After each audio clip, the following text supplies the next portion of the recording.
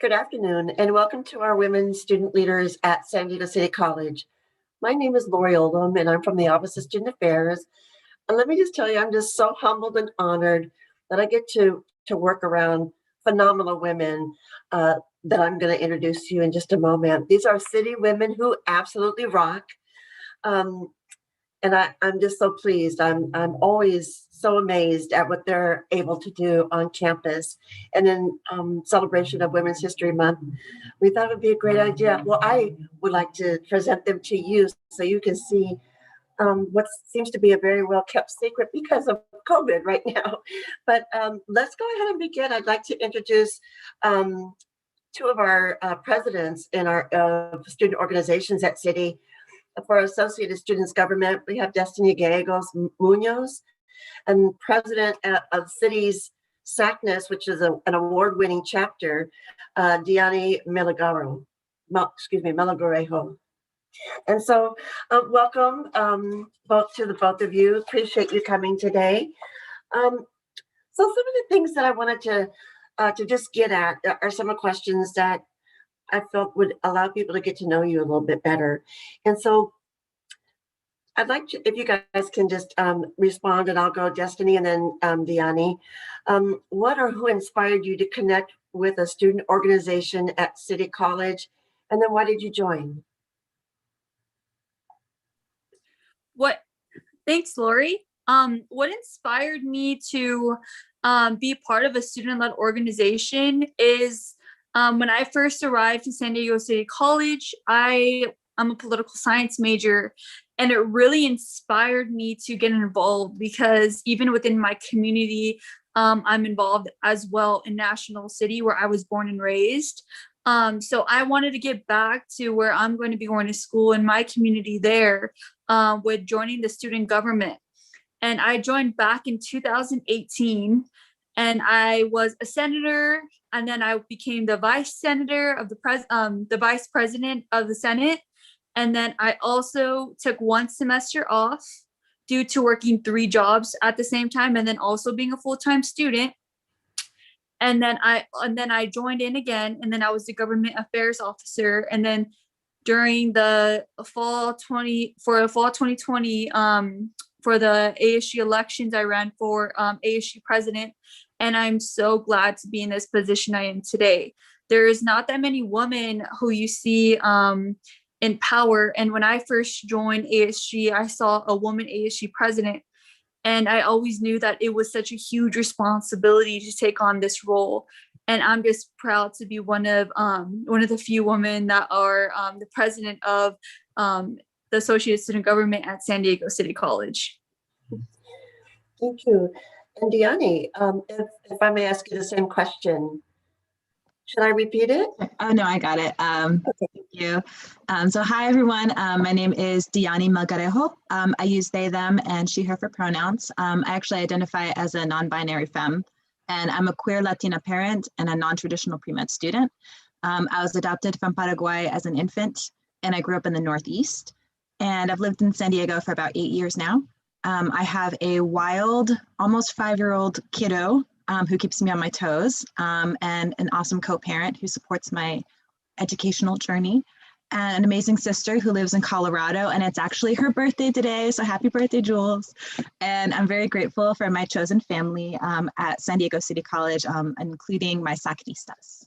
That's a little bit about me. Thank you so much. To the both of you, could you please tell us how you ascended to your presidential status? Who influenced you? Were you elected? Were you appointed? So you have kind of talked a little bit about it, but what did your self-conversation consist of during that process where you were saying go for it, whether it was through election or appointment? And Diani, we'll start with you. You say Diani, right? Okay. Yes. We both have like similar sounding names if you say it really fast. I just want to make sure. So a little bit of my educational journey. So I'm a little bit of I'm a non-trad student in that I earned my degree in 2011. And then I decided to return to school for a change of career path. So I started out in gender studies and sociology, and I switched to physical sciences in pursuit of applying for medical school. So I started taking classes at City in 2018 and just started with one class. I took Math 116 and I absolutely loved it. I felt like I could actually talk to my professors and they heard me. I felt like there's lots of resources for students like the SI tutors and the Math Center. And I felt so inspired and I just motivated to continue my journey ever since then. Thank you so much. And Destiny, same way, please. Like, what was your self-conversation in trying to get your head in the game, if you will? Well, look, well, the main thing of getting into your head with going for a position like this is just like motivation, like self-preaching, YouTube videos of self-preaching, surrounding yourself with friends and family that believe in you. I feel like that was the main thing that really helped me through going through this process. I remember telling my mom, and my mom was like, I believe in you. You got this. You can do it. And then while I was doubting myself, everybody was just like, you don't need to. You definitely you got this, because I've accomplished a lot. And sometimes you don't sit back and you recognize those things that you do. But it was just saying, you got this. You can be part of the change. And you are a woman especially. And this means even more to you than anything. So that's a few things that I kept in the back of my mind. And that's a few things that really kept me going through my journey being the Associate Student Government President, because it's a lot of work and it's a lot of mental work as well, but it's all worth it. Thank you. And I'll continue on with you for the next question. Can you please share any barriers that you may have run into, and how did you overcome them to be successful in your leadership role? And then who were you able to turn to for support?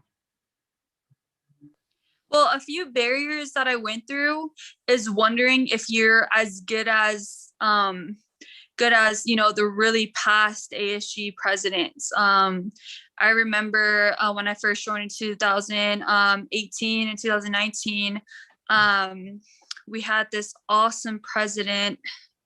I don't know why I just forgot his name. I just remembered his name in the back of my mind. But I actually reached out to him before doing my first ASG meeting, and he really helped guided me through. And also Lori is my advisor for ASG. So the woman pep talks, the inspiration honestly really kept me going with this role. But a few things that doubted me is just wondering that if you're just going to be able to do the change that you want to do in a positive way for your community college and your community, and for the students. I think that's the main goal, and just keeping ASG together and making sure that we're all a family, and just restating, and just restating the reason why we're here, and we're here for the students. And that was honestly one of the hardships of my experience being the Associate Student Government President. Thank you, Destiny.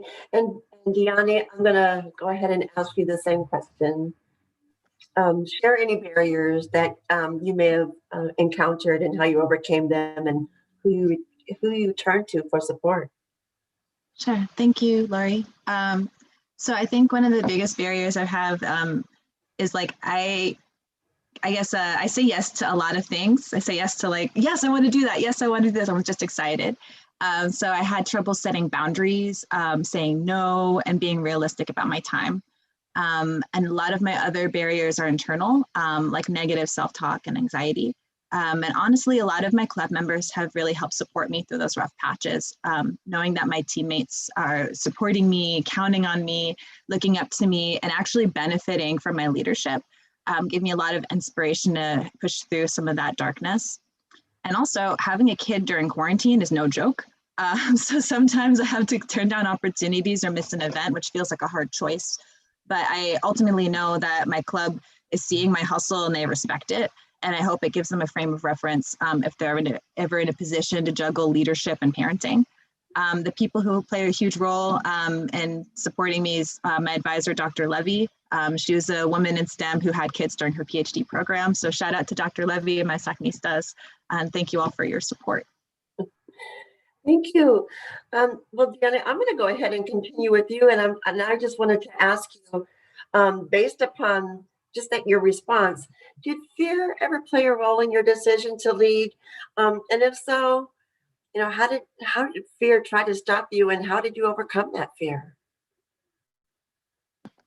That's a great question. I think maybe some kind of anxiety is like fear wearing a mask. I tend to overthink some decisions or replay some conversations in my head and analyze, like, did I mean to say what I said? Did I really hear what other people said? And those kinds of anxieties and fears are real and can feel very paralyzing. I still struggle with it a little, but I found that having some grounding activities to release some of those energies really help. So I started exercising 3 times a week. I make time to decelerate, make art, journal, whatever it is to kind of relax. Cut down caffeine, eat healthy, but those kinds of rituals of self-care really help keep my brain in check. I need to remind myself to take care of my human machine. And if my body is well and my mind is rested, then I know I can trust my heart to make the right choices. Wow, that's beautiful, Diani. Thank you. Destiny, I'm going to go ahead and go over to you. Same question. Did fear ever play a role in your decision to lead? And if so, how did you overcome that fear? If you would, please. Bouncing off what Diani said, oh my God, that was beautiful. That was like the perfect way to describe it. Fear playing in this role is very crucial because it's really time consuming. I don't think we sit back and realize like this almost feels kind of like a full-time job. So it's very especially for me, I get some kind of anxiety before every single time I have to public speak or talk to people.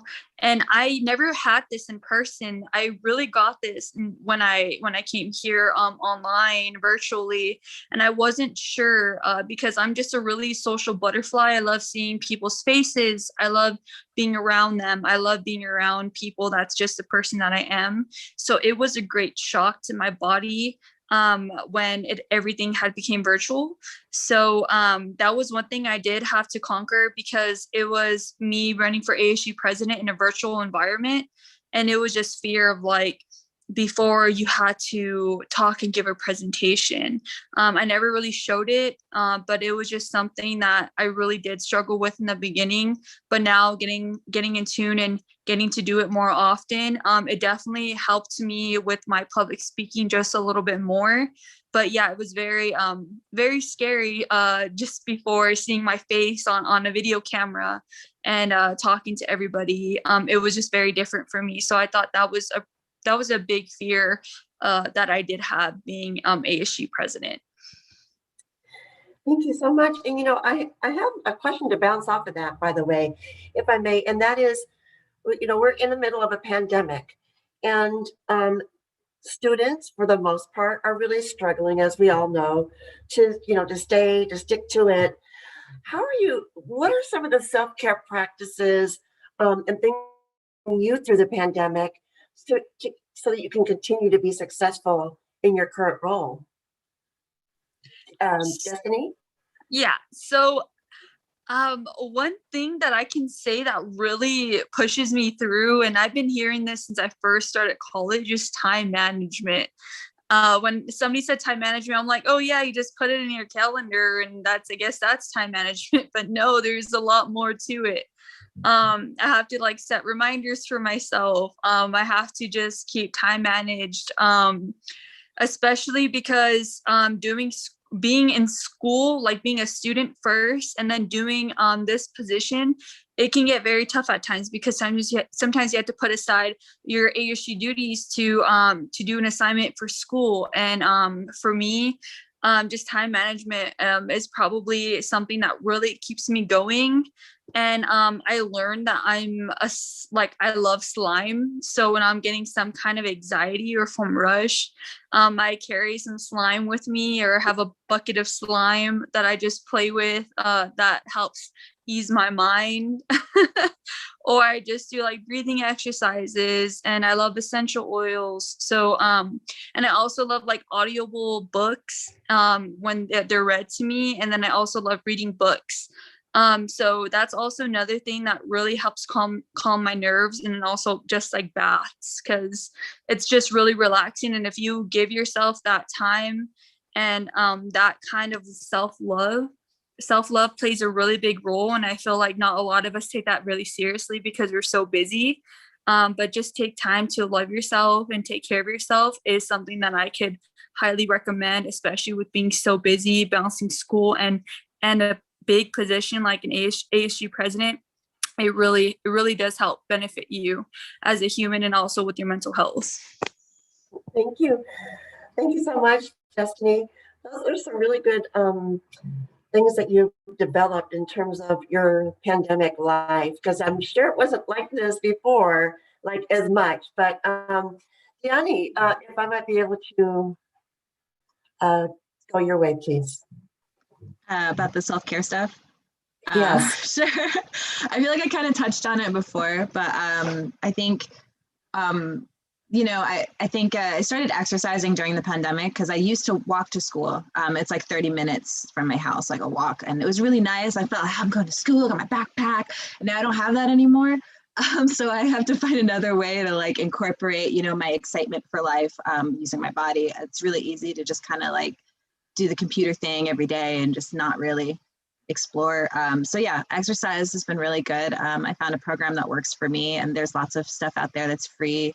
I think one of them is Fit On. That's a free app you can download on your phone if you're like, oh, I don't want to go to the gym, or like, oh, I don't want to. It's like a free thing for everyone. So if you want to try it, suggest. But yeah, I always try to eat well when I do eat. And I don't know, it just like the preparation of making food for myself. Like I believe like food is love, food is medicine. So like trying to make sure like what I put in my body is like healthy. And then just like, it's kind of a mutual thing, but like checking in with friends. Like, hey, how are you doing? How was your day? How was your test? Like, let's catch up. It's part of self-care for me to like make sure that like I'm checking in on others, and then I feel like if I need something like later, or like if we're in mutual like checking up on each otherness, if that makes sense. So those are a couple things that I do for self-care. Thank you. And that is, I think, another benefit of being part of a club, a student club or organization, is that you do have an outlet to people who are like-minded thinkers, that you share something in common with, and you all, in this case, you're striving towards the same goal with your club or organization, and so they become a really great support system. And I find that too with my colleagues, and so we can't do this alone, right? The pandemic has been depending on who you are, some folks have been able to adapt, but still there's still those that are struggling. So these ways in which you have communicated, both of you, of how you're dealing with and like keeping some kind of sense of normalcy, whether it be exercise or the self-love techniques that you both described. Thank you for sharing those with us. Diani, here's the next question, if I may. What has your leadership role taught you, and how do you suppose that you're going to utilize what you've learned when you graduate or transfer? Sure. Thanks, Laurie. Well, I feel really grateful for my leadership role and for my Sacanistas for entrusting me with this responsibility. I've learned a lot about setting boundaries, as I kind of mentioned earlier, about listening to members and reading the room, which is especially tricky in a virtual setting. It's already tricky enough, but like when screens are off and you're like, oh, I hope these people are listening, or I hope they're still there. Learning to keep the ball rolling, right?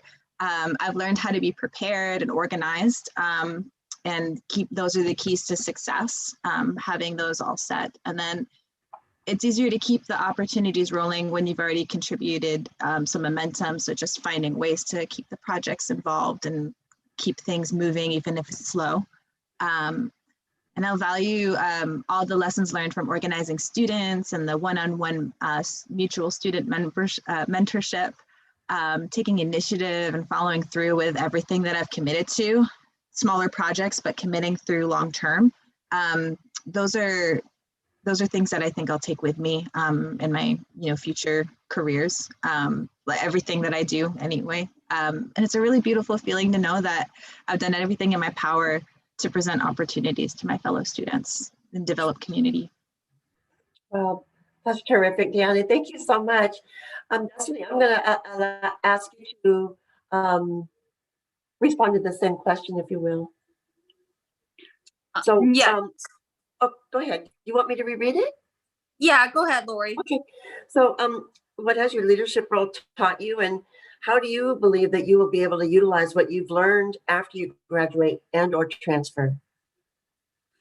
Well, one thing that I did learn for sure is creating a good, healthy environment with my ASU board first off. Just because from what I've learned, I've always thought if I ever took on a leadership position, that it'd be all equal and fair and that I'd treat everybody the same. And that was one thing that I did want to initiate in my board. And it's just like a great atmosphere where we're comfortable, we share things, where I view all my ASU members as family to me.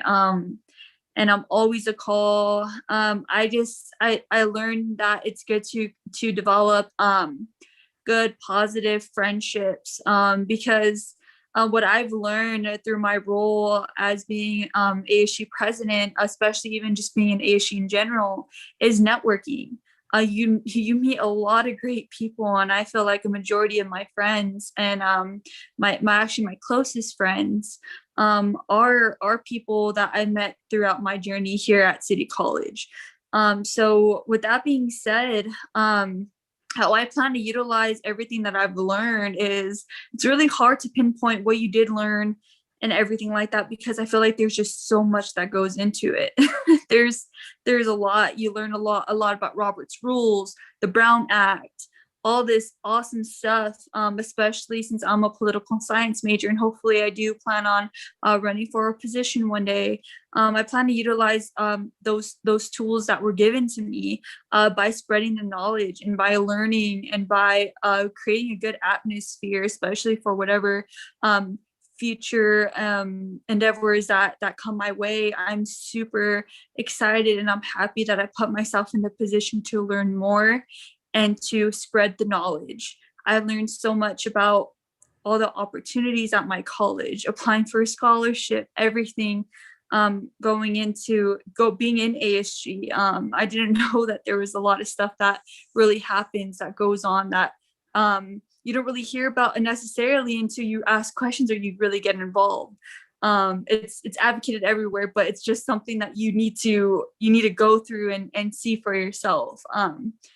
I've traveled with ASG. I've learned what it's like to be away from home. I learned what it's like to meet other students. I learned how engaging everything is. And it was honestly a really beautiful time, and it's still a beautiful time now. It's just time to create change virtually. And I'm proud to be here today. So thank you. Thank you too. I mean, as I said earlier, you both are very phenomenal. Let me just ask you real quick also, and I'll start with you, Destiny. How are you balancing this role, this leadership role, as well as your studies? Like, what are some of the steps? How are you doing that? So usually what I do is if I have a really big test or assignment that I have to get done, I'll keep on putting reminders for myself, especially if, let's say I have something due Monday when I have an ASU meeting. I'll just have to stay up a little bit later than expected or get up a little bit earlier just to make sure I'm working on my assignments. I make sure that I take breaks in between to eat, socialize with my family, because that is a pretty big deal. Just basically, like I've said previously, just time management. It is a struggle for me sometimes. Sometimes I just lay on the bed before I have like a big long meeting because I need to rejuvenate myself and build some energy, because it is a lot and draining sometimes.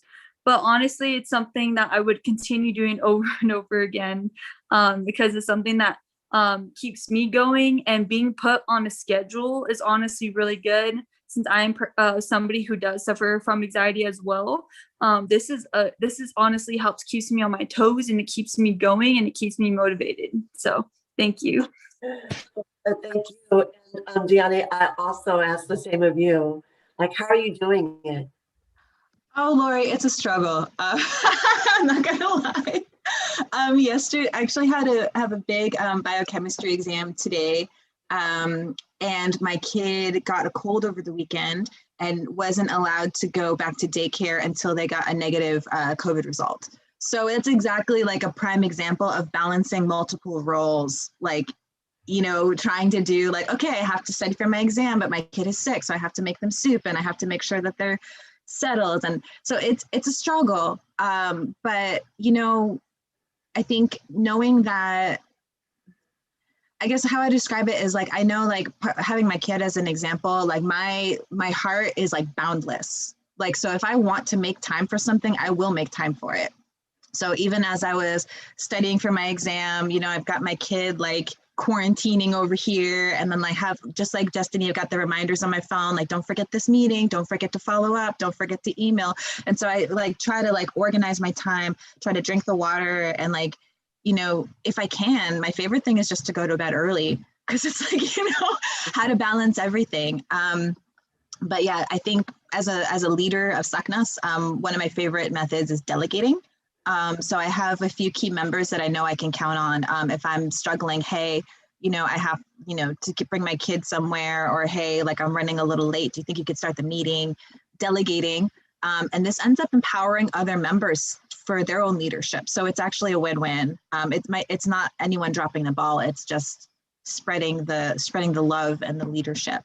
And then also finding time to meditate in between. I think it helps like kind of like refresh. It's like a refresh button in between, you know, studying and leadership and everything, but it's all blended together. And it's a challenge. It's like a never ending challenge, but especially during quarantine, you know, you got to be hyper vigilant because your workspace is your life space. So you don't get to switch anymore. So yeah, it's a challenge, but just keep at it. Yeah, that's just really remarkable. Honestly, when I'm listening, first of all, thank you so much for your candidness to both of you, because I think that really will connect with other students that feel you. And I mean, literally feel you in terms of how they're juggling things, you know, and picking up on tips and tricks, because what you've both spoken about, you speak about how, you know, these tips and tricks. I don't know if you realize you're doing that, but I'm taking notes, right? And some of those things you're right on point, because we all have to do it. It's so different because we are in a different space. We're not in our learning space. We're not in our workspace, and we've adapted our home space to serve as such. And so I think it's phenomenal that the way that you both seem so that you're doing it with such ease and so much grace that you couldn't tell there's any pressure. So finally, you know, let me just ask you, and starting with you, Diani, what advice would you offer students who identify as women considering becoming a leader within a student organization at City? What advice would you give them? I love this question so much. So I would say, if you're out there and you're watching this and you identify as a woman, as non-binary, gender non-conforming, any kind of gender minority, and you're wondering, should I really put myself out there? Would I even be a good leader? Like, would people listen to me? Am I really built for this? The answer is heck yes, you are. And the reason is, first of all, you're already thinking of it, which means that somewhere inside of you, there's a leader that you've always wanted to be. And yes, because the world needs more leaders like you, who think like you, who have your ideas, who have your experience. And yes, simply because you want to. So when you're ready to step up to the stage, you will find what you need when you need it. Give yourself the chance to be that leader that you've always wished to see, you know? You got this. And if you're still not sure, hit me up and we'll talk. Oh, wow. Thank you so much, Diani. I appreciate that response. Again, your candidness and just the heart and the authenticity that you show in terms of caring. Thank you for that pearls of wisdom. And Destiny, same question, please. What advice would you offer students who identify as women considering like running for a leadership role in a student organization at City? Thank you, Lori. Like Diani said, like this is the best question for anybody who identifies as a woman. Power to you with you just should feel on top of the world, because us as women, man, I feel like we don't get enough credit. And I would just have to say is one quote that I've always went by meeting women and being inspired by them is be like those who inspire you. I know it's really cliche, but it is something that really helped keep me going through this whole leadership and everything like that. Because being a woman isn't easy. We are still one of the lowest paid gender right now as of today in the United States. And honestly, all I have to say is we need to make change. We are the change and we are the future. So we got to make sure that we're all doing our part in making sure that we're becoming what we want to become regardless. So love to you guys all, and I wish you all the best on your inspirations and your success. Thank you. Oh, thank you so much. Let me just say to you both right now, this time has passed very, very quickly, and I just want to thank you so much for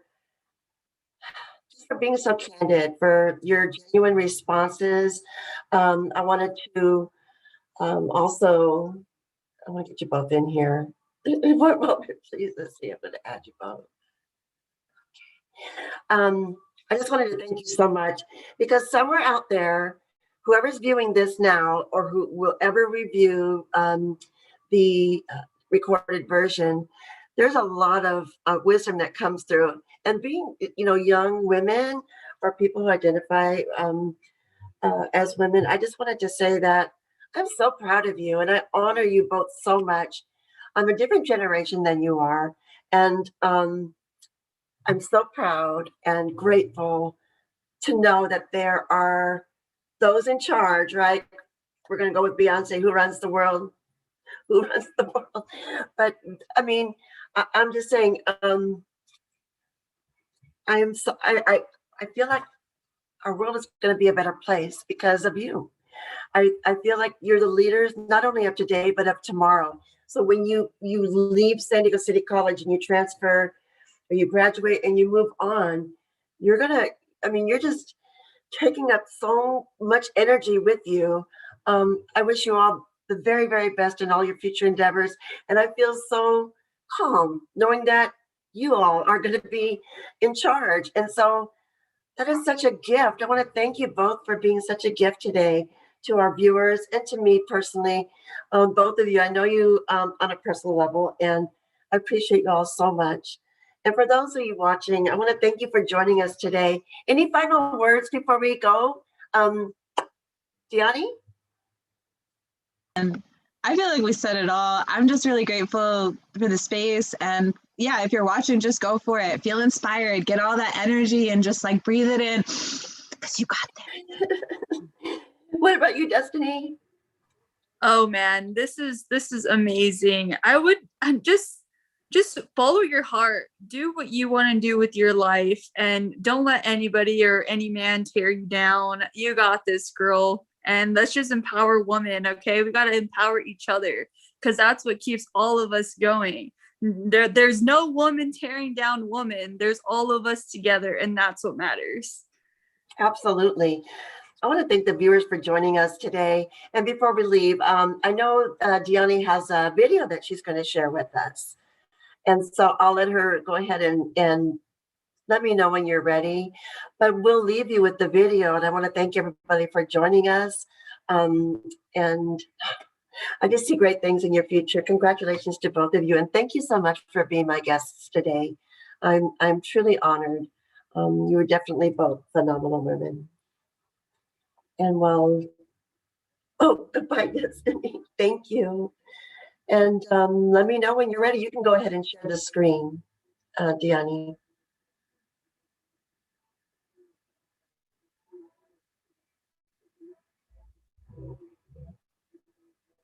Have a good day, everybody, and we'll be jumping to the video in a moment.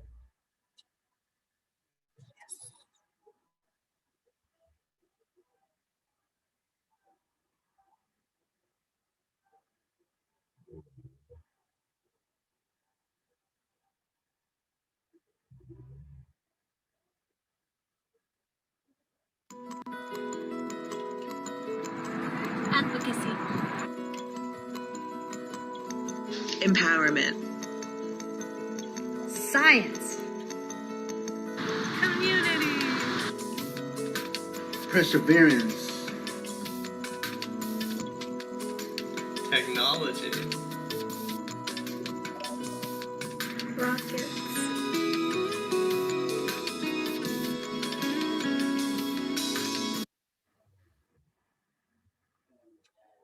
Thank you so much for sharing that. Do you want to say anything about it?